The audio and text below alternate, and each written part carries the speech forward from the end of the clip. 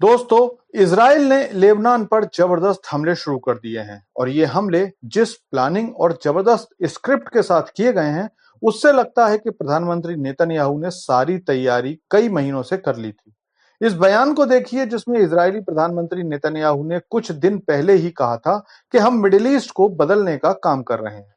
उस समय सबको लगता था कि इजराइल अपने आसपास के हालातों को सुधारने की बात कर रहा है, क्योंकि इजराइल के दक्षिण में हमास, उत्तर में लेबनान और पूर्व में ईरान लगातार इजराइल के अस्तित्व को चुनौती देते रहते हैं। लेकिन इजराइल का असली गेम प्लान अब सामने आने लगा है, जिसके बाद 30% से ज्यादा लोग या तो दक्षिणी लेबनान को छोड़कर भाग गए हैं या फिर लेबनान देश ही छोड़कर चले गए हैं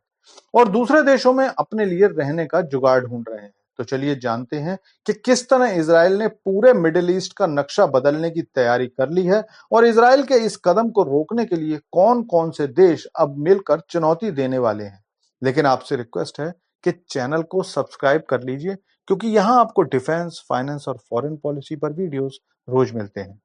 तो दोस्तों, कभी-कभी मुझे लगता है कि 7 अक्टूबर 2023 को हमास का हमला इजराइल ने अपने पुराने प्लान पूरे करने के लिए एक मौका समझकर लपक लिया है। क्योंकि जिस खतरनाक तरीके से इजराइल पहले हमास को चकनाचूर किया, फिर हिजबुल्लाह का मोराल तोड़कर लेबनान पर अटैक किया और अब हूती विद्रोहियों पर भी अटैक कर रहा है, उससे तो यही लगता है कि इजराइल का प्लान काफी पुराना और पुख्ता है। क्योंकि अपने चारों तरफ दुश्मन होते हुए भी इजराइल पहले हमास के खिलाफ फुल स्केल युद्ध लड़ता है, फिर जब देखता है कि हमास की लगभग सारी लीडरशिप खत्म हो चुकी है और अब हमास एक बिना लीडरशिप का संगठन है, तो हिजबुल्लाह पर पहले पेजर अटैक प्लान किया, फिर भयंकर एयर स्ट्राइक की।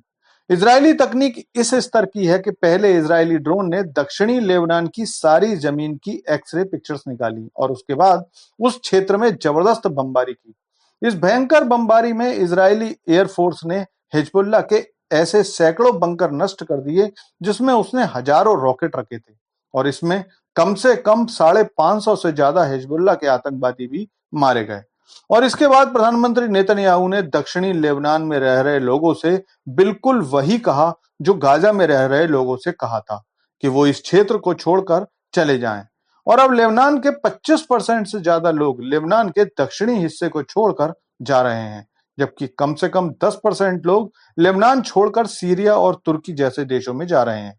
और इसका मतलब यह हुआ कि जल्दी ही इजराइल इस क्षेत्र पर वैसा ही जमीनी हमला करने वाला है जैसा कि गाजा पर किया गया था, जिसके बाद इजराइल का ग्रेटर इजराइल का वर्षों पुराना सपना पूरा हो जाएगा, जिससे उसका क्षेत्रफल लगभग अपने पुराने क्षेत्रफल का 40% तक बढ़ जाएगा। इसी दौरान इजराइल पर हूती विद्रोहियों ने भी मिसाइलों से अटैक किया, जिसके बाद इजरायली जवाब में हूतियों का एक कमांडर मोहम्मद सुरूर को मार दिया गया, जो सऊदी अरब और इजराइल पर हमलों के लिए ट्रेनिंग दिया करता था। लेकिन इस सबको देखकर ईरान, रूस, चीन, तुर्की, यमन और सीरिया अब एक हो गए हैं और माना जा रहा है कि लगभग 50,000 लड़ाके इजरायली सेना से लड़ने के लिए भेजे जा रहे हैं। साथ ही खबर है कि रूस से सैकड़ों की संख्या में एंटी शिप मिसाइल भी भेजी जा रही हैं। इस सारी कहानी में चीन का नाम हालांकि डायरेक्ट तो नहीं आ रहा है, लेकिन चीनी हथियार भी ईरान के रास्ते भेजे जा रहे हैं, जिसका मतलब यह है